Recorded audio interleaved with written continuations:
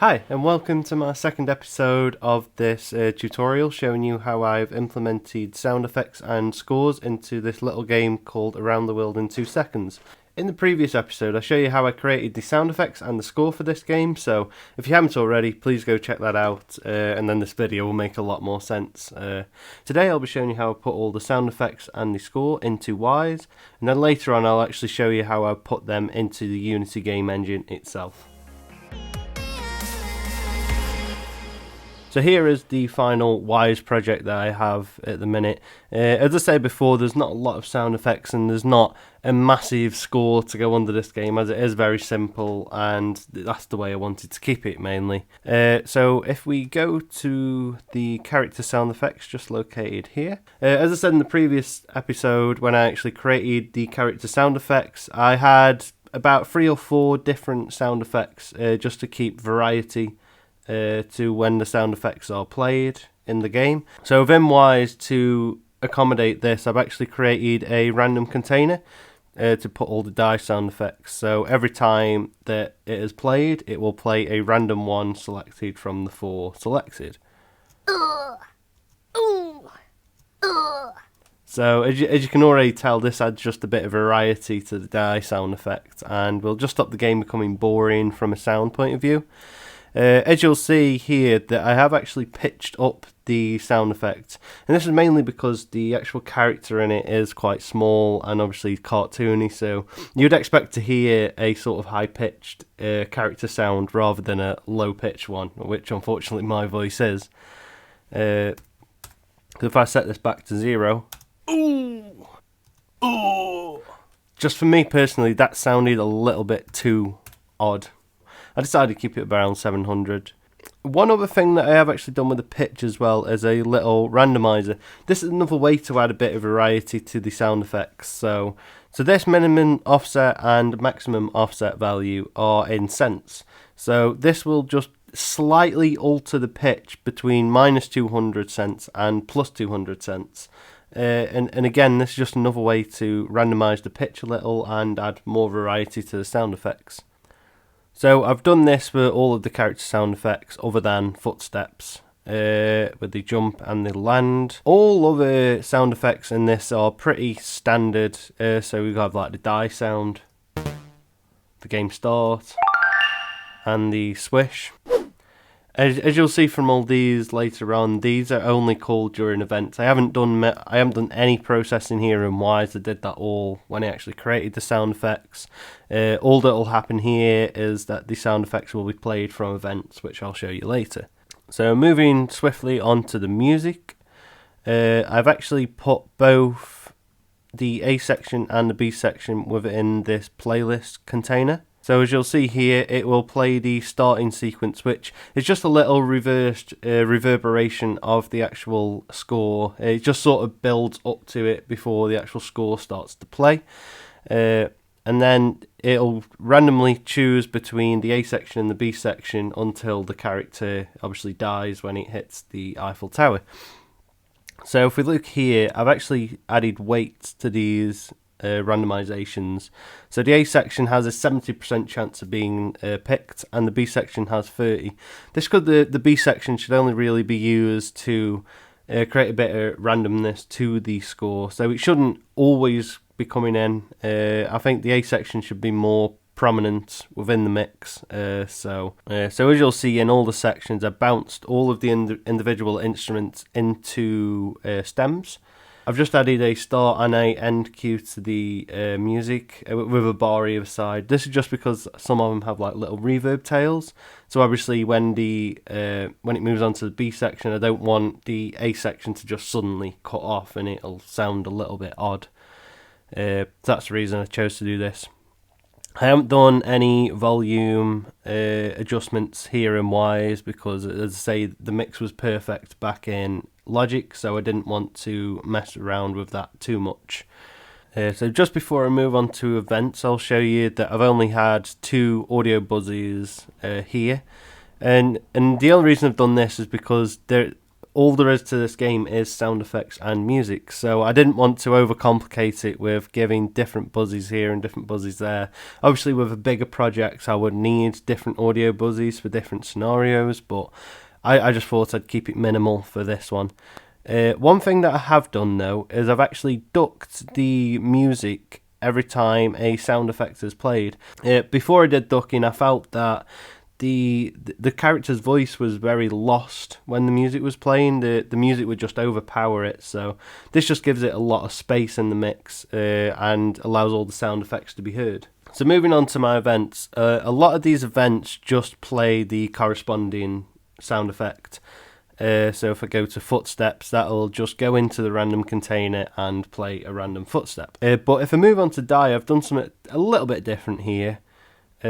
Basically, I've added the one event will play the crash sound effect, the die sound effect, and the die character sound effect. And this way I felt that this gave a bit of space to all of the sound effects, because if I take these delays off, as you probably noticed then, everything gets cluttered together. You can't hear every sound effect individually. So I just felt like this gave a lot of space to the die, and it sort of prolongs the effect of the character dying, sort of like a game over sort of way. So each of the instruments have a fade up event. So at the start of the game, it will actually have all of the instruments playing in the background, so obviously they're all synced up with one another. But one thing that the game does is, at the start of the game, all the instruments are set to minus infinity on the fader, meaning that they won't be heard. But what this fade up event does is it actually takes the selected instrument and fades it back up to 0. And the reason I can take it back up to 0 and not any other value is because obviously I've mixed this before in Logic. So it just needs going up to volume. So as you see, this will happen to the A and the B section for obvious reasons, so that both the A and the B section will be affected.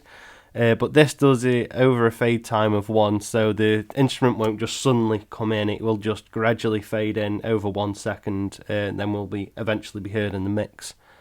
I'll show you in a minute that I've actually created a function in Unity that fades up these instruments in a random order.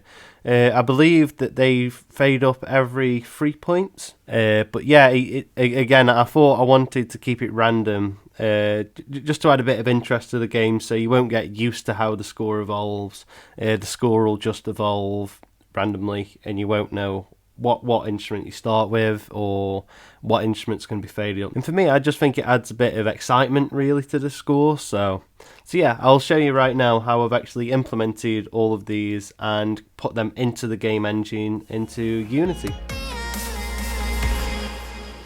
As you can see, we only actually have one scene in this game, as it is only really one level. But as you can imagine, in the future, if this was to be expanded, there'd be more levels, more characters, but for now it's pretty standard and pretty simple. How they set it up, they actually had the game manager script within Earth itself. I'm not sure why they did this and why they didn't create a separate unseen object for this, but I went along with it because that was how they set it up, so it was the easiest way for me to get functions and that from here. So if we look at the script here, this is the game manager script, basically controlling a lot of the parameters within this game. If you're not used to scripts and that, this can look a bit overwhelming, but I'll try to break down only the parts that I've done as such. Because obviously this come with the game, so they put a lot of the actual game mechanics into this. Obviously I went along and I tried to find where I could best set up some of my events to fire off. So really quickly, how I actually create an event in script. So if you see this one for score, we basically create one up here where it has stored that score up is going to be an event. We don't know what we're going to do with this event, but we know that it's an event that will be used in Wwise. So basically they created a little script in the game manager called increase score. Obviously when the score goes up, this event is fired. So obviously they have a score to keep a tab of, and obviously that goes to a string to display it on the top of the game. So I thought this would be the best place to actually post my score up sound effects, and all posting is basically playing it. So from the earth, it will basically play the score up sound effect. So how that looks here in the actual Unity home screen, you'll see that my public event is here, score up. So if I go into that, it brings up my work unit for Wwise. Then I basically go to the parameters where I've scored the event, and then I press it. And then that's really simply, every time then the score goes up, that it'll actually fire it in Wwise and actually fire the sound effect for scoring up. So if I go back, the same with the player. So the first one, if we see, we have a trigger function. So basically, all void trigger enter means that when the game object collides with something else, it'll call this and be like, okay, I've collided with something, what do you want me to do with it? So in this one, it says if the object that it comes into contact to has a tag that has enemy on it, which the Eiffel Tower does, the game then knows that the character has come into contact with the Eiffel Tower. So obviously then we want the game over to start. So here I posted my die sound effect for obvious reasons, because he has hit the Eiffel Tower. Then obviously there's other game parameters there so the game engine knows, okay, it's game over, they've lost, basically. So I've created another custom tag under here with an else if statement. So if they haven't come into contact with the Eiffel Tower, if the actual tag contains Eiffel Pass, which I'll show you in a minute, that's when they play the Eiffel swish sound effect. So as you can see here, all the Eiffel passes is basically a unrendered larger scale of the Eiffel Tower. So originally the tower is only the small object here, whereas now the Eiffel pass is actually higher, so the player will not go higher than that. So it knows to play the swish sound effect as soon as it's gone over the Eiffel Tower, because originally the game parameter in this doesn't score up until the player lands back. The swish sound effect would happen after they'd gone over the Eiffel Tower, which just sounded really bizarre. Oh, then we've also got here is the footstep object. The reason this isn't triggered here by collision and that is because when I had it into the collision tag, it would play it too frequently and it wouldn't sound correct. So if we go over to the player, we'll see that there is actually a little animation that plays with him. So if we actually look at the play here and I actually play the animation, you'll see that his feet do actually move in a very, very quick animation. But I thought this would be better to place the sound effect, because obviously then it would be synced up to his feet actually moving onto the ground. So you'll see I've created this little marker here, and that actually plays the function to play the footstep on the player. And this, as I say, this just creates a better sync with the player, and it makes it a bit more immersive in my eyes, because obviously it feels more like the footsteps actually coming from the player and nowhere else. So everything else in the game is pretty self-explanatory, to be honest. It was just a matter of finding the correct place in the script and then putting the post object there. But one thing that I do want to show you is my actual music management script. And that looks a little bit like this. So I had to actually put all of the fade events here within this script. I've had to create the script from scratch, by the way. This was not here originally in the game when I downloaded it from the asset store. So if I take you to the start of the script, the on start, this is one built into Unity. So when the game actually starts, this is called on all the game objects that contain this function. So I've created a boolean to see whether the music is already playing. So here we see that it isn't. So if it isn't playing, basically what happens is it plays the menu motif to say, oh, the game's starting.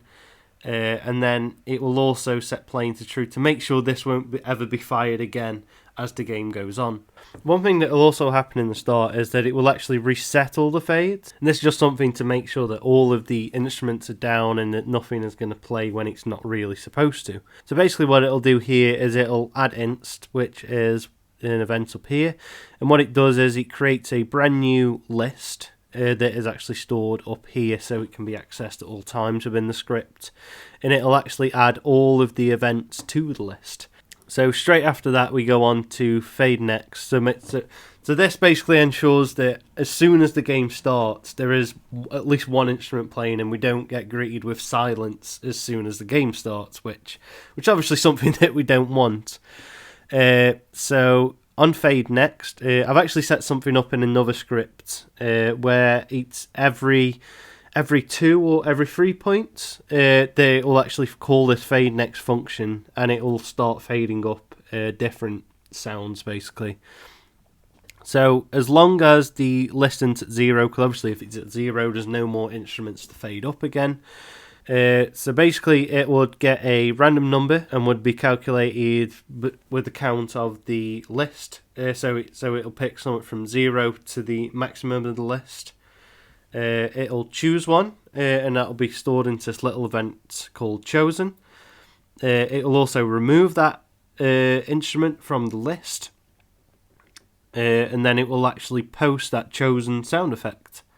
And then obviously the number of instruments that are currently available go up by 1. So as you'll see in the game, all this does now is that every time we score 3 or more, it'll actually add a new instrument to the mix. And the good thing is that the instruments are already pre-mixed. So we don't have to make sure it goes up to a certain volume, it just has to go up to 0. Because then later the actual music is set up to be controlled by another audio buzz within Wwise. So if I give you a quick demo of the game anyway to show you what it looks like at the end, it'll just give you a better idea of how all these sound effects and score has actually been involved into the game.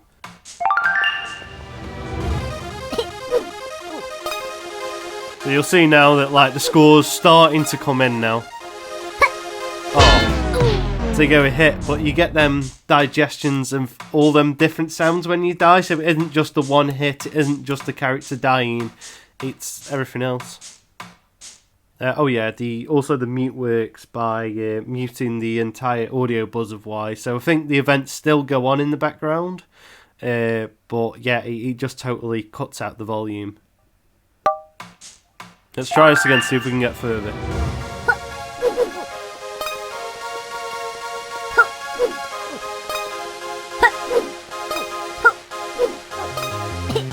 You see the bass is coming in now.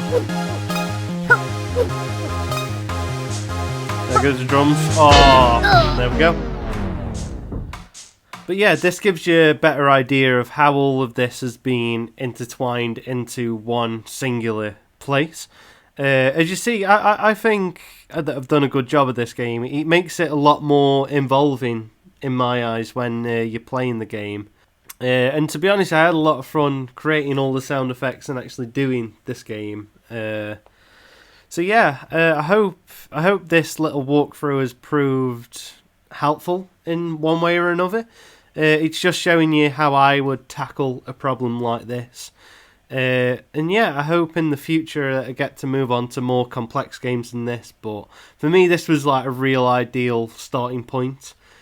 Somewhere quite simple to start, just to get a real feel of doing this by myself and not having a walkthrough telling me how to do things and the one way I should be doing something. You know what I mean? It was good figuring stuff out by myself. So yeah, I hope you enjoyed this game. I'm not sure if I'll set it up, but I might leave a free download to the game in the bottom. I also want to thank DigiSmile, the ones who actually created this asset in the Unity store. I'll put that in the description as well.